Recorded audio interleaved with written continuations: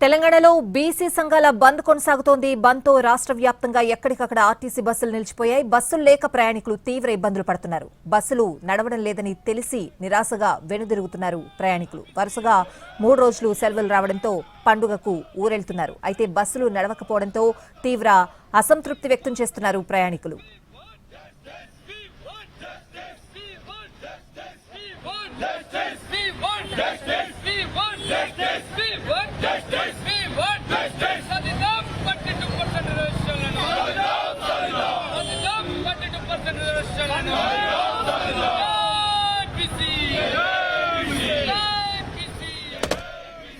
నలభై 42% బీసీ రిజర్వేషన్లు ఆమోదించాలనే డిమాండ్తో తెలంగాణలో బీసీ సంఘాల ఆధ్వర్యంలో బంద్ కొనసాగుతోంది.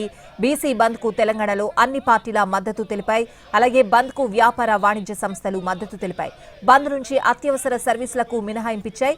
ఉదయం నుంచే జిల్లాల్లో ఆర్టీసీ బస్ డిపోల ముందు బీసీ సంఘాలు ధర్నాకు దిగాయి.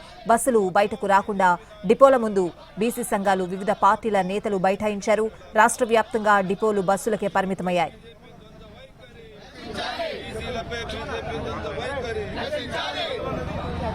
ఐక్యత